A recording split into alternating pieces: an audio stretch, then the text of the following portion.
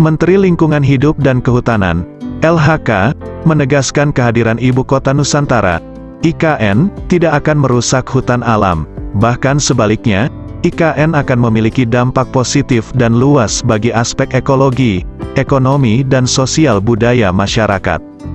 Kehadiran IKN juga akan memberikan kontribusi terhadap pencapaian target volume net sink 2030 kontribusi penurunan emisi yang ditetapkan secara nasional pada 2030, kata Menteri LHK Siti Nurbaya Bakar saat mengisi orasi ilmiah pada rapat Senat terbuka dalam rangka Dies Natalis Universitas Mula Warman ke-60 di Gelora tanggal 27 September Unmul, Selasa, tanggal 27 September tahun 2022.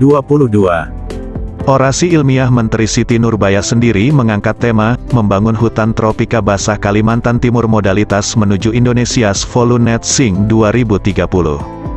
Di depan ribuan mahasiswa, Siti Nurbaya menguraikan IKN akan terdiri dari daratan seluas 256.000 hektar, termasuk kawasan Ibu Kota Nusantara, KIKN, 56.000 hektar yang di dalamnya terdapat kawasan inti pusat pemerintahan, KIP, 6.600 hektar, sementara kawasan pengembangan IKN seluas 199.000 hektar dan luas wilayah laut 68.000 hektar.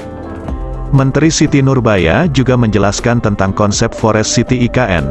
Menurutnya, Forest City IKN akan menyeimbangkan ekologi alam, kawasan hutan dan sistem sosial secara harmonis. Konsep Forest City adalah sebuah kota berbasis lanskap yang menempatkan ekosistem hutan sebagai pembentuk struktur ruang perkotaan, orientasi kehidupan masyarakat perkotaan dan membantu memfasilitasi interaksi antar kegiatan perkotaan, beber Siti Nurbaya.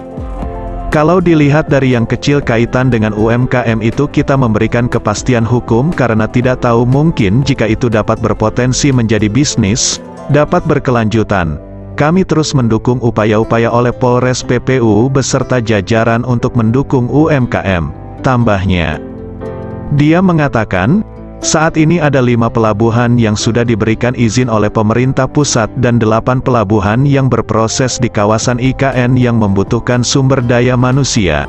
Itu yang perlu kita siapkan, dan ini menjadi peluang bagi kita untuk sama-sama menikmati pembangunan IKN, ucapnya. Terkait dengan UMKM, Ketua Dewan Adat Dayak, DAD PPU Helena Lin Legi yang hadir pada kegiatan itu mengaku bangga terjadinya sinergi dalam pembangunan IKN untuk menghadapi resesi ekonomi.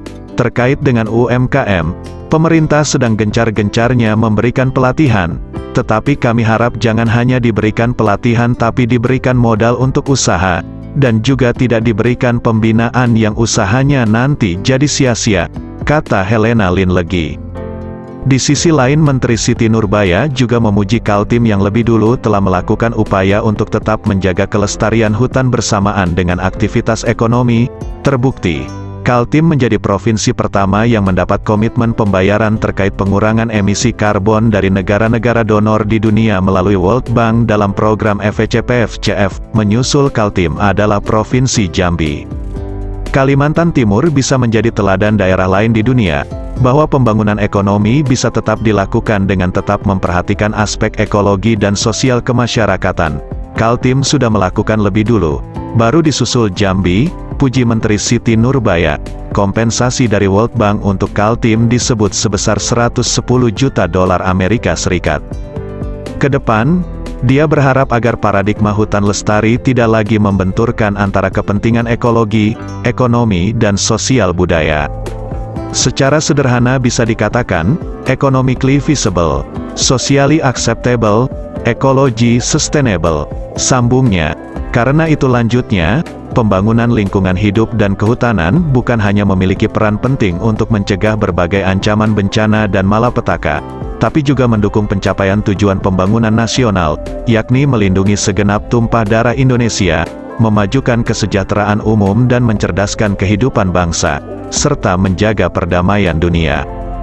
Demikianlah sedikit penjelasan dari kami di channel Taufik Al-Jaffa Channel terkait bagaimana dampak yang ditimbulkan saat pembangunan IKN Nusantara ini dijalankan lebih jauh dan lanjut sehingga semua pihak memiliki gambaran bahwa dengan berdirinya IKN tidak merusak lingkungan IKN itu sendiri dan luar lingkup dari IKN tersebut. maka dari hal itu perlu tetap dukungan pengawasan dari segala pihak dan aspek agar semua berjalan dengan baik.